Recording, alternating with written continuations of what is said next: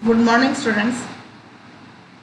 हमने कल पढ़ा था विद्युत विभव और विभवांतर दोनों के अपन ने परिभाषा पढ़ी थी। थोड़ा सा अपन रिवीजन कर लेते हैं पीछे का।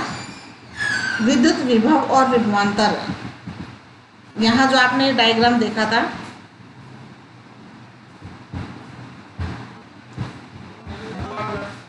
ये डायग्राम मैं थोड़ा सा इधर बना देती हूँ।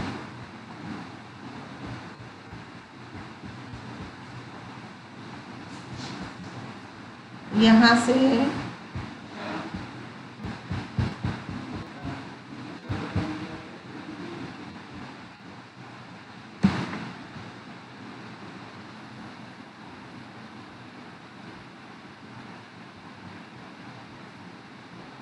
ये कोई एक विद्युत क्षेत्र है। वहाँ पे क्या है कि आपको डायग्राम दिख नहीं रहा, तो अपन यहाँ दूसरा डायग्राम बना लेते हैं।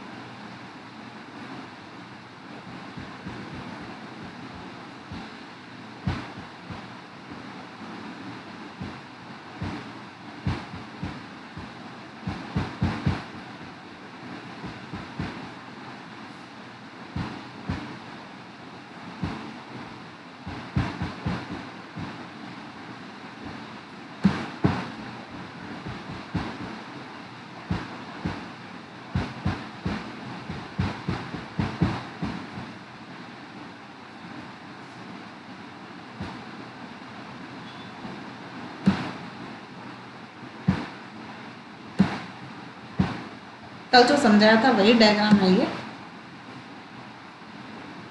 क्यू आवेश है प्लस क्यू आवेश, और यहाँ हमने बिंदु ए ले रखा है और यहाँ बिंदु बी है। ये ए है और ये बिंदु हमने बी ले रखा है।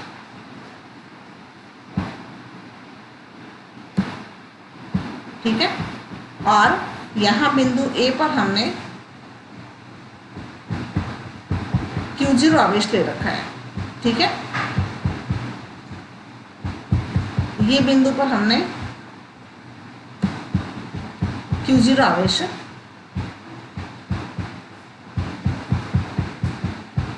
यहाँ अपन एक Q0 आवेश मानते हैं, ये Q0 आवेश।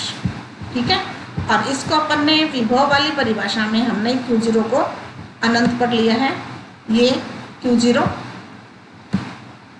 डायग्राम आपको कल दिक्कत आ रही होगी, कल आपको दिखाने डायग्राम ये, और ये अनंत से यहाँ अनंत है, अनंत से परीक्षण आवेश आ रहा है। तो इसको आप दोबारा ये वीडियो दोबारा देख लेना, जिससे ये आपको इस डायग्राम से क्लियर हो जाएगा।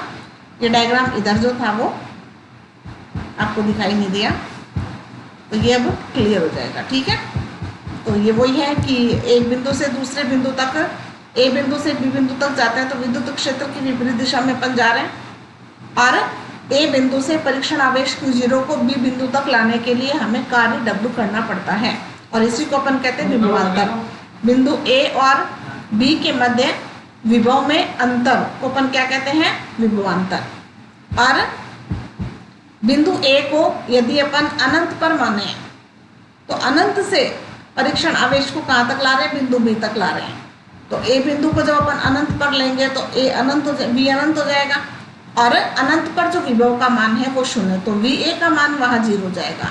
तो यहाँ पर ये VA जो था, ए बिंदु अनंत पर है तो VA का मान 0 हो जाएगा, तो ये यहाँ पर अपन ने 0 कर दिया।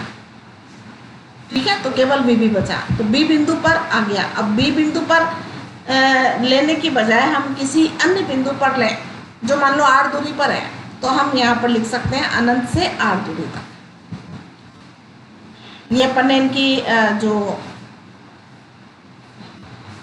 सदिश राशि है या अदिश राशि है या इसका मात्रक क्या है, इसकी परिभाषा क्या है, एक जूल की परिभाषा और इसका विमीय सूत्र, ये सब अपन यहाँ पर पढ़ चुके थे, आपने पढ़ लिया होगा। उसके बाद बिंदु आवेश के कारण विद्युत विभव, यहाँ बिंदु आवेश है और हमें बिंदु बी पर विभव का मान ज्ञात करना है जो इससे r दूरी पर है। ये भी अपन ने कर लिया था। यहाँ Q0 ले लो, Q0 लेने पर तीव्रता का मान कितना आ जाएगा, AQ/r², ये अपन पिछले चैप्टर में अपन ने पढ़ा था। और E का मान यहाँ रख के और सिंपल हमने यहाँ पर समाकलन किया है, तो ये डेरिवेशन भी आपने कर लिया होगा। और V का जो मान है वो आवेश के तो समानुपाती और दूरी के व्युत्क्रमानुपाती होता है। आवेश का मान जितना ज्यादा होगा विभव उतना ही ज्यादा होगा, और दूरी का मान जितना ज्यादा होगा विभव का मान उतना ही कम होगा। तो ये भी अपन ने देख लिया, R1 अपन ने देख लिया था, न्यूमेरिकल सिंपल सीधा सा। अब अपन जो यहाँ पढ़ रहे हैं वो है विद्युत द्विध्रुव के कारण विभव, किसी बिंदु बी पर विभव। ये डायग्राम मैंने आपको समझा दिया था, थोड़ा सा अपन दोबारा देख लेते हैं। ये विद्युत द्विध्रुव है, दोनों के बीच की दूरी 2 है, जिसको आप कॉपी में जब ये डायग्राम बनाओ तो ये जो CA की दूरी है आप कम लोगे, ठीक है ना। और A बिंदु से दूरी R1, C बिंदु से दूरी R2, और यहाँ A से इस पर लंब डाला, ये लंब डाला तो B से लेकर O' की जो दूरी होगी वो R1 ही होगी, इसके बराबर होगी, ठीक है ना। ये दोनों दूरियां बराबर होंगी। तो जो बची C से लेकर B तक की जो दूरी बची वो कितनी बच जाएगी, R2 माइनस R1। इस पूरी दूरी में से हम ये इतनी दूरी घटा देंगे, ठीक है। तो शेष जो बचेगा वो R2 माइनस R1 बचेगा। यहाँ से लंब डाला हुआ तो ये कितने डिग्री का कोण होगा, 90 डिग्री का कोण होगा। और यहाँ मान लेते हैं अपन थीटा कोण बना हुआ है, तो ये आधार हो गया, BC क्या हो गया, आधार हो गया, और 90 डिग्री के सामने की भुजा ये वाली CA कर्ण हो गया, ठीक है। तो यहाँ से हमें मान किसका ज्ञात करना है, विभव का, और किसके कारण, प्लस Q आवेश के कारण और माइनस Q आवेश के कारण। तो डायग्राम क्लियर हो गया होगा। अब अपन देखते हैं कि अपन ने क्या लिया। माना किसी द्विध्रुव के माइनस Q व प्लस Q आवेश अति अल्प दूरी 2a पर स्थित है। विद्युत द्विध्रुव के मध्य बिंदु O से स्मॉल r दूरी पर बिंदु O' है, यहाँ से r दूरी पर O' है, ठीक है। प्लस Q आवेश के कारण, अब दो आवेश हमारे पास में, दोनों आवेशों के कारण विभव कितना होगा वो हमें देखना है। O' पर विभव V1 बराबर KQ/R1, ये सूत्र अपन ने पढ़ा था, कल पढ़ा था, आज मैंने दोबारा भी रिवीजन करवाया कि किसी बिंदु आवेश के कारण विभव का मान कितना होता है। तो V1 का मान कितना है, KQ/R1, ठीक है। इसी प्रकार माइनस जो Q आवेश है उसके कारण विभव कितना होगा, V2 बराबर K, अब Q कैसा है, माइनस है ना, तो यहाँ माइनस Q आ जाएगा और बटे R2। तो V1 अपन ने निकाल लिया प्लस Q आवेश के कारण, V2 हमने निकाल लिया माइनस Q आवेश के कारण। तो ये समीकरण 1 और समीकरण 2 हमारे पास में आ गई। अब हमें परिणामी विभव ज्ञात करना है। परिणामी विभव का मतलब इन दोनों आवेशों के कारण कुल विभव कितना हुआ। तो कुल विभव ज्ञात करने के लिए V बराबर क्या आ जाएगा, V1 प्लस V2, ठीक है। V1 प्लस V2, V1 की जगह V1 का मान, V2 की जगह V2 का मान। यहाँ पर माइनस कैसे है, यहाँ प्लस है ना, प्लस को अपन ने माइनस क्यों लिखा, क्योंकि V2 में यहाँ देखिए माइनस है, ये माइनस आगे आ जाएगा और ये माइनस यहाँ आ जाएगा, क्लियर है। कॉमन क्या आ रहा है, KQ कॉमन आ रहा है, दोनों में है, तो हमने KQ को कॉमन लिया। बचा क्या, 1/R1 minus 1/R2, 1/R1 minus 1/R2। R1 और R2 लघुत्तम ले लिया, लघुत्तम लेने पर यहाँ R1 है तो यहाँ ऊपर क्या आ जाएगा, R2 आ जाएगा, माइनस यहाँ R2 है तो यहाँ R1 आ जाएगा। लघुत्तम लिया, सिंपल। इस R1 का भाग R1 R2 में देंगे तो R1 तो कट जाएगा, बचेगा क्या, R2 बचेगा। R2 को 1 से गुणा करेंगे तो ये R2 हो जाएगा। सिंपल लघुत्तम है जो आप छोटी क्लासों से करते आ रहे हो। तो ये हमारे पास में एक समीकरण आ गई, समीकरण 3, जिसमें R1 और R2 है। अब यहाँ पर हमें एक बात समझनी है, हमें R1 R2 के मान चाहिए। अब इनके मान अपन कैसे निकालेंगे? देखो, हमारे पास जो है जिसके कारण अपन विभव का मान ज्ञात कर रहे हैं वो हमारे पास में विद्युत द्विध्रुव है, और विद्युत द्विध्रुव के बीच की जो दूरी है वो बहुत ही कम है, ठीक है। और कम दूरी होने के कारण जो R1 और R2 का जो गुणनफल होगा वो R² के बराबर हो जाएगा। अपन वापस डायग्राम देखते हैं। इस R1 और R2 का जो गुणनफल होगा वो R² के बराबर हो जाएगा, ठीक है।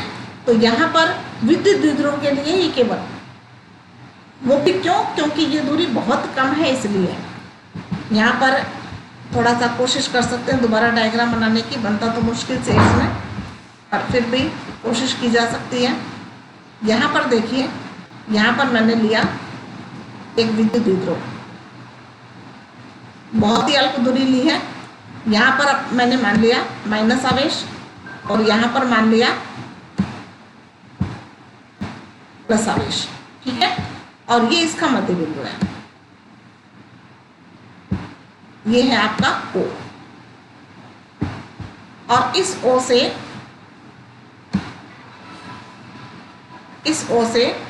R दूरी पर, ये R दूरी बहुत ज्यादा है, और ये दूरी यहां पर ले ली अपन ने O डैश, ये अपन ने ले लिया O डैश। अब देखिए, इस प्लस Q आवेश से और O डैश की दूरी कितनी है? R1, और इस माइनस Q आवेश से O डैश की दूरी कितनी होगी? ये है हमारे पास में R2, ये हमारे पास में है R2, और O से O डैश की जो दूरी है वो है हमारे पास में R, ये R है। तो यहाँ देखिए, इन तीनों में ज़्यादा डिफरेंस नहीं है। अब अगर अपन यहाँ से, हमने यहीं से लंब डाला था ना, यहाँ से अगर मैं इस पर लंब डालूं, इस पर मैंने ये लंब डाल दिया, तो ये कितने डिग्री का होगा? ये 90 डिग्री का, ठीक है। यहाँ पर C लिखा हुआ है, ये B है, आप कोई भी अंकित कर सकते हो, और ये आपका A बिंदु है, ठीक है। अब देखिए, इसमें ये जो डिफरेंस है वो ज़्यादा नहीं है, R1 माइनस R2। तो ये R1 और R2 का जो गुणनफल है, गुणनफल में अगर कोई राशि एक्स्ट्रा जुड़ी हुई भी है तो उसका ज़्यादा डिफरेंस नहीं होता, ज़्यादा अंतर नहीं होता। तो इसको हम, इन दोनों का जो गुणनफल है R1 और R2 का, उसको अपन R² ले सकते हैं। क्यों? क्योंकि R जो है वो इन दोनों के बीच की राशि है, इसलिए, ठीक है। तो इसके लिए अपन आगे हम यहाँ देखेंगे कि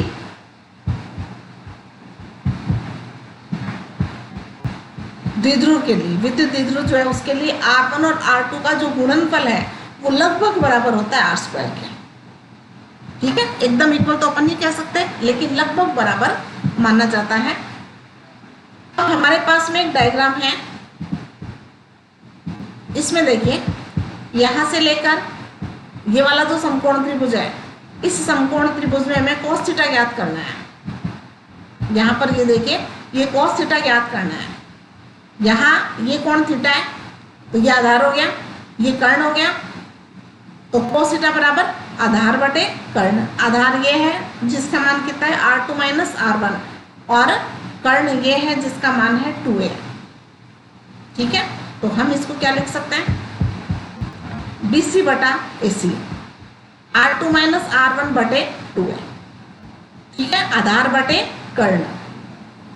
यहाँ से हमने 2a का ऊपर क्रॉस मल्टीप्लाई कर दिया, और R2 माइनस R1 का हमने मान निकाल लिया, कितना? 2a cos theta. बात समझ में आ गई? 2a cos theta. तो यहाँ हमने मान रख दिया इसका, R2 माइनस R1 का मान रख दिया इस वाले फॉर्मूले में, R2 माइनस R1 का तो मान हमने कितना रख दिया 2a cos थीटा, और इसका हमने मान रख दिया R स्क्वायर। तो ऐसा कर सकते हैं 2a cos थीटा और इसका मान रख दिया हमने R स्क्वायर। अब यहाँ देखिए 2a क्यूब, ये 2a क्यूब एक सूत्र बन रहा है, क्या कहेंगे इसको, आघूर्ण, द्विध्रुव आघूर्ण, याद है ना, P जिसको अपन कहते हैं P बराबर 2a क्यूब, पढ़ा था ना अपन ने। तो इसकी जगह क्या लिखा जा सकता है, P लिखा जा सकता है। तो इसकी जगह अपन क्या लिख देंगे, P, ये हम जानते ही होता है। तो KP cos थीटा बटे R स्क्वायर, ठीक है। और यहाँ पे सदिश रूप में अगर लिखना चाहें इसको तो P डॉट R कैप लिख सकते हैं। अब देखिए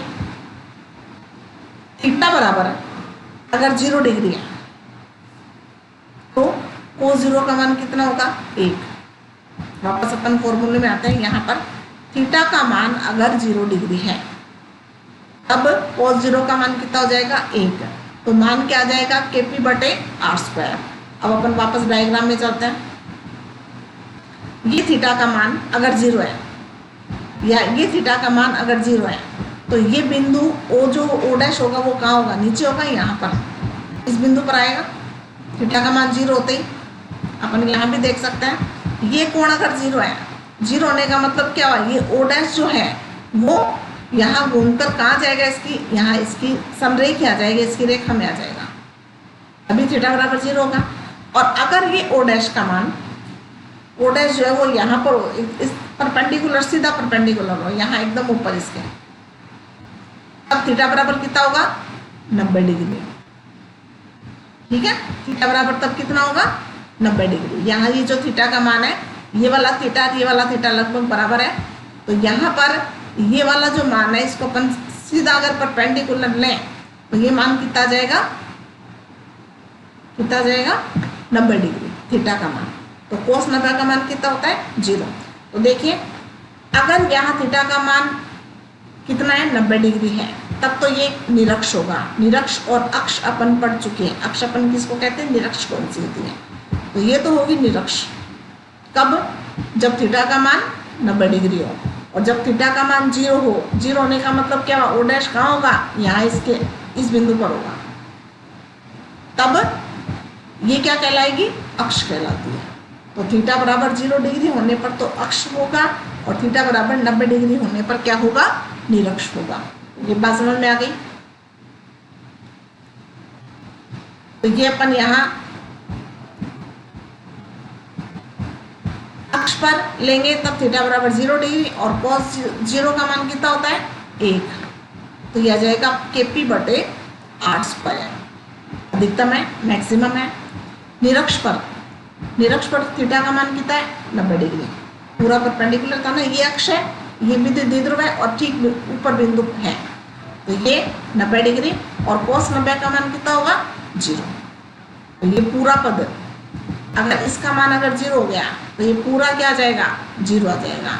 और पूरा 0 आने का मतलब कि निरक्ष पर विभव का मान 0 होता है। तो यहाँ पर जो प्रश्न आता है वो क्या आएगा, प्रश्न आता है कि सिद्ध कीजिए विद्युत द्विध्रुव के निरक्ष पर विभव का मान 0 होता है। तो आपको पूरा डेरिवेशन करना होगा। अक्ष पर अधिकतम और निरक्ष पर क्या होता है, 0 डिग्री। तो ये बात समझ में आ गई सबके, ये क्लियर हो गया पूरा। अब यहाँ आगे देखिए, द्विध्रुव के विभव की एकल आवेश के विभव से तुलना। एकल आवेश का विभव अपन ने पढ़ा था ना। एकल आवेश के कारण विभव कितना होता है, KQ बटे R। एकल आवेश, बिंदु आवेश KQ बटे R। द्विध्रुव के कारण, द्विध्रुव में 2 चीजें पढ़ी अपन ने, एक तो निरक्ष पर और एक अक्ष पर। तो अपन अक्ष की बात करते हैं क्योंकि निरक्ष पर तो 0 ही मान है उसका। तो KQ 2a cos थीटा बटे R स्क्वायर, ये मान था ना।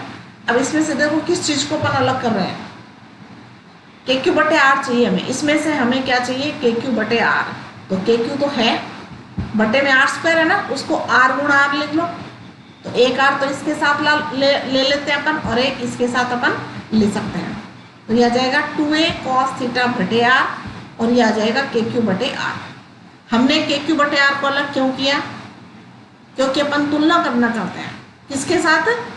बिंदु आवेश पर जितना विभव है उसके साथ द्विध्रुव के आवेश की तुलना करना चाहते हैं, द्विध्रुव विभव की तुलना करना चाहते हैं। तो यहाँ पर ये जो मान है ये किसका है? V एकल, V सिंगल का, V एकल आवेश। अब विद्युत द्विध्रुव के कारण विभव जो है वो एकल आवेश का कितना गुना होगा? 2a cos थीटा बटे आर गुना। एकल आवेश का 2a cos थीटा बटे आर गुना होता है। तो ये तुलना हो गई। तो ये प्रश्न साथ में जोड़ सकते हैं कि विद्युत द्विध्रुव के कारण विभव की गणना कीजिए तथा एकल आवेश से इसकी तुलना कीजिए। तो साथ में जोड़ दिया ना कि एकल आवेश से तुलना करने का मतलब क्या हुआ कि एकल आवेश का ही कितना गुना है, कम है या ज़्यादा है, कैसा है, तो ये हमें करना है। तो हम लिख सकते हैं, स्पष्ट है कि एकल आवेश के कारण विभव दूरी स्मॉल आर के व्युत्क्रमानुपाती होता है। देखो, एकल आवेश के कारण स्मॉल आर के व्युत्क्रमानुपाती होता है, जबकि द्विध्रुव में दूरी के वर्ग के व्युत्क्रमानुपाती होता है। इसमें वर्ग नहीं है ना, इसमें वर्ग है। जबकि द्विध्रुव के कारण विभव दूरी के वर्ग के व्युत्क्रमानुपाती होती है। तो ये एक अंतर हो गया, ये एक तुलना हो गई दोनों के बीच की। दूसरा, विद्युत द्विध्रुव का विद्युत विभव एकल आवेश के विभव का 2a cos थीटा बटे आर गुना होता है। ये मैंने यहाँ पहले बता दिया। एकल आवेश का कितना गुना होगा? 2a cos थीटा बटे आर गुना होता है। अब ये तो था, हमने जो अभी पढ़ा था वो एकल आवेश के कारण पढ़ा था। अब मान लो बहुआवेशी निकाय, बहुत सारे आवेश हैं। हमने एकल आवेश के कारण पढ़ा, हमने विद्युत द्विध्रुव के कारण पढ़ा। अब मान लो बहुत सारे आवेश हैं हमारे पास और बहुत सारे आवेशों के कारण विभव कितना होगा वो हमें ज्ञात करना है। तो उसके लिए अपन क्या करेंगे कि बहुत सारे आवेश हमने तीव्रता निकाली थी ना पीछे। पहले एकल आवेश के कारण निकाली थी, फिर बहुआवेश के कारण निकाली थी। तो एकल आवेश के कारण जब अपन ने निकाली थी तो KQ बटे आर स्क्वायर आया था। बहुआवेश के कारण निकाली थी तो हमने अध्यारोपण का सिद्धांत लगाया था ना कि बहुत सारे आवेश ले लिए, एक आवेश के कारण V1, दूसरे आवेश के कारण V2, तीसरे आवेश के कारण V3, ऐसा निकाल सकते हैं जैसा E1, E2, E3 निकाला था। फिर हमने सबको क्या कर दिया था? जोड़ दिया था और हमने अध्यारोपण के सिद्धांत से उनका बीजीय योग निकाला था। तो आपको याद होगा, आप रिवीजन कर सकते हैं, पीछे वाला दोबारा देख सकते हैं उसको। तो सेम प्रक्रिया अपन यहाँ करेंगे। जब भी एकल का अपन निकाल लेते हैं और बहुत सारों का पूछा जाता है तब हम उनका बीजीय योग करते हैं, हम उसमें सिग्मा लगाते हैं। ठीक है। किसी बहुआवेशी निकाय के कारण किसी बिंदु पर परिणामी विद्युत विभव का मान अध्यारोपण के सिद्धांत से ज्ञात किया जा सकता है, जिसके अनुसार परिणामी विभव का मान प्रत्येक आवेश के कारण विभव के बीजीय योग के तुल्य होता है। तो यह अध्यारोपण का सिद्धांत अपन पहले भी पढ़ चुके हैं कि बीजीय योग के बराबर है। ठीक है, ये अध्यारोपण का सिद्धांत तो यही है। उसमें भी अपन बीजीय योग के बराबर ले रहे थे और इसमें भी अपन बीजीय योग के बराबर लेते हैं।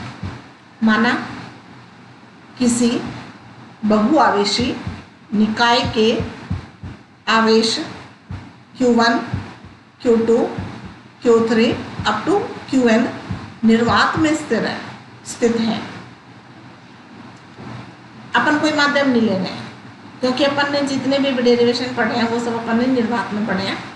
तो हम यहाँ पर जो K का मान लेंगे वो 1/4 पाई एप्सिलॉन नॉट ही लेंगे। ठीक है। और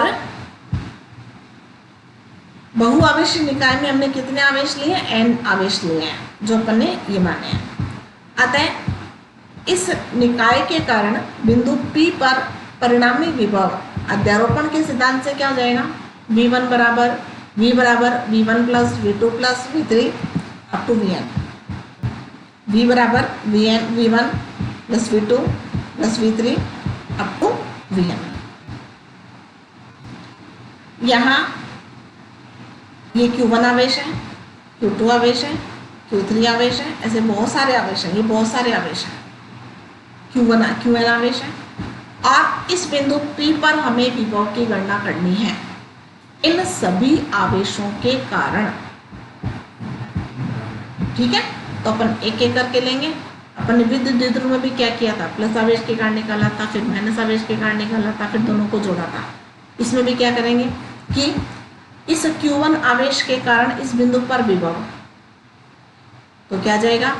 KQ1 बटे ये दूरी, इसके कारण निकालेंगे तो KQ2 बटे ये वाली दूरी, KQ3 बटे ये वाली दूरी। ठीक है, ये करेंगे। दूरी अपन ने क्या मान ली? R1P, R2P, R3P और RNP। ठीक है, तो V बराबर हमने जोड़ दिया इनको। V1 का मान KQ1 बटे R1P प्लस KQ2 बटे R2P प्लस KQ3 बटे R3P प्लस अप टू कहाँ तक लेंगे? N तक, तो KQN बटे RNP। ये N आवेशों का हमने जोड़ दिया।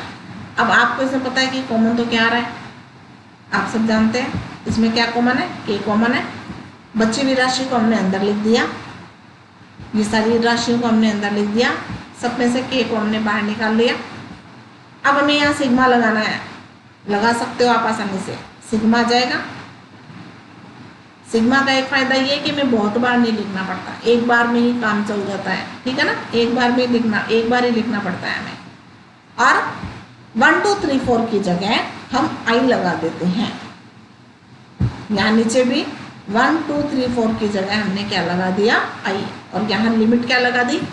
I का मान 1 से N तक। आईवां कण, आईवां आवेश, हमने बहुत से आवेश लिए, 50 आवेश लिए, उस 50 में से कौन सा वाला कण?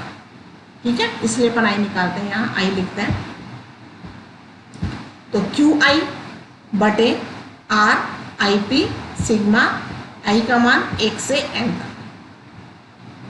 K की जगह K का मान लगा देंगे 1/4 पाई एप्सिलॉन नॉट, क्योंकि अपन ने निर्वात लिया है। शुरू में अपन ने थ्योरी में बता दिया था कि निर्वात ले रखा है, तो यहाँ एप्सिलॉन नॉट अपन लगा देंगे और सिग्मा ये वाली राशि ऐसी कैसी यहाँ आ जाएगी।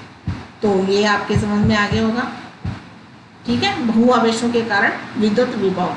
लेकिन जो बहुआवेशों के कारण विद्युत विभव है ये इतना इम्पोर्टेंट नहीं है जितना विद्युत द्विध्रुव वाला और एकल आवेश वाला है, तो उसको आप विशेष रूप से ध्यान से पढ़ें।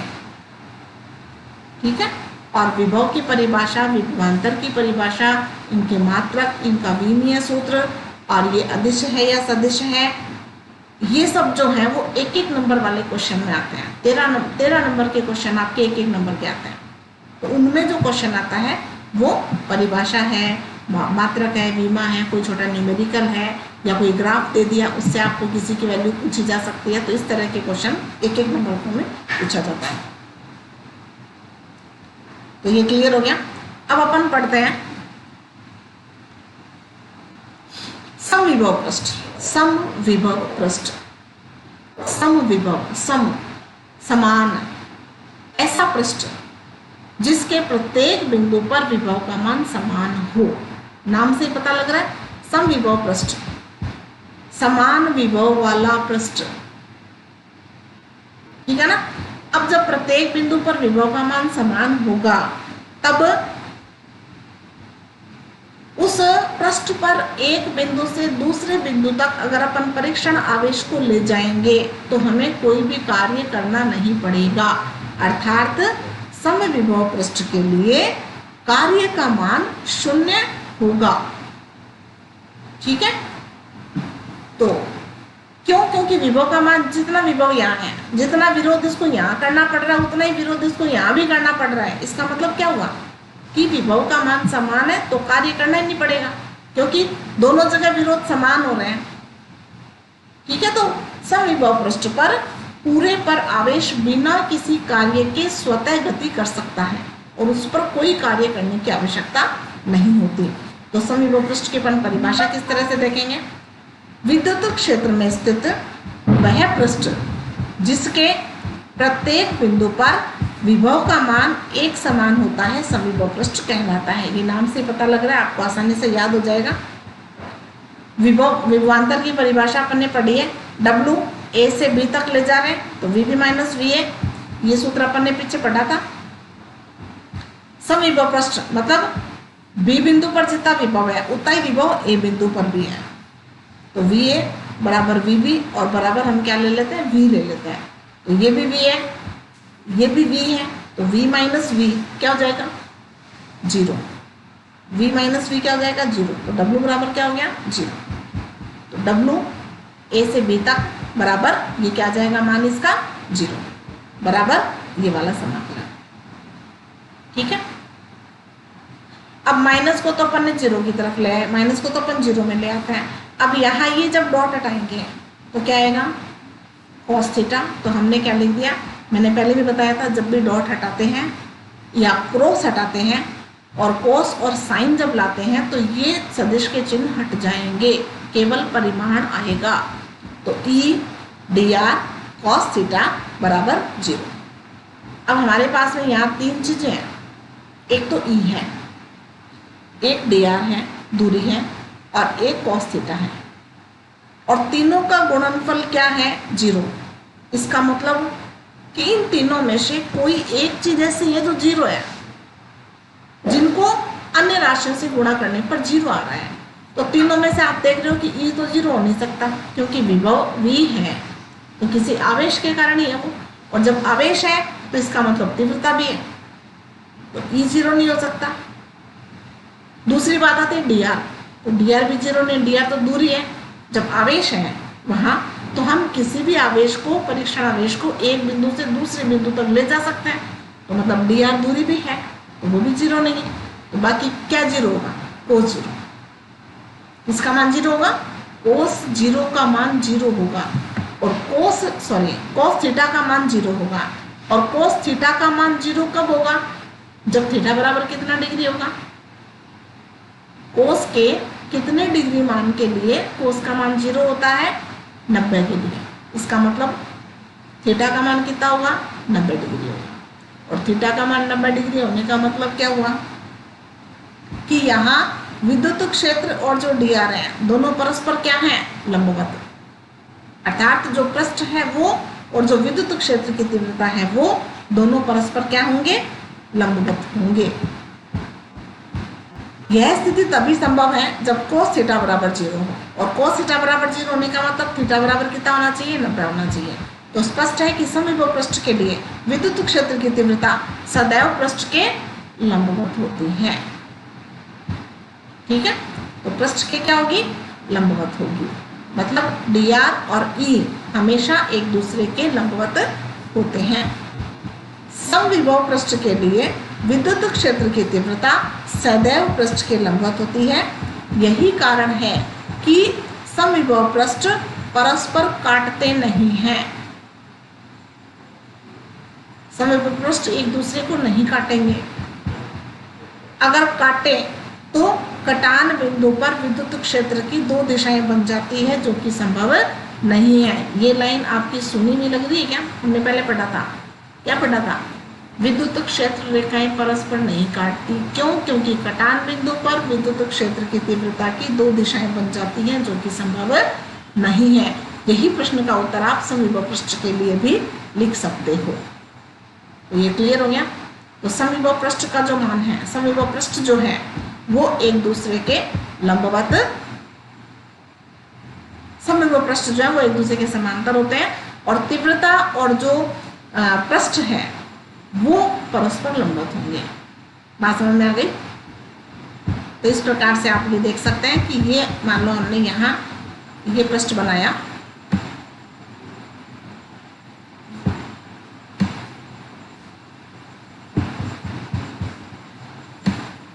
ये एक समविभव पृष्ठ है और ये विद्युत क्षेत्र रेखा है।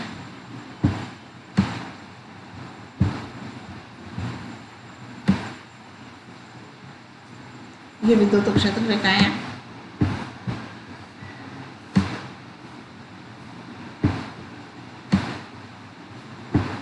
ये ई है जो एक समान है और ये समविभव पृष्ठ है, ठीक है ना। इसके प्रत्येक बिंदु पर विभव का मान समान है। ऐसे पृष्ठ अपन यहाँ समांतर एक पृष्ठ और बना सकते हैं।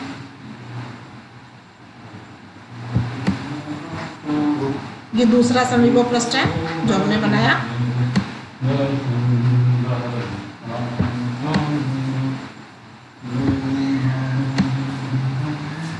इस प्रकार से समविभव पृष्ठ हम दूसरा बना सकते हैं। आगे समझ में सबके? तो ये दोनों जो समविभव पृष्ठ हैं वो परस्पर एक दूसरे को कभी नहीं काटेंगे। तो आज के लिए इतना काफी है। इसको पढ़ें और इसमें जो मुख्य चीजें हैं, जो परिभाषाएं हैं, वो आप नोट करें और उनको याद करें। धन्यवाद।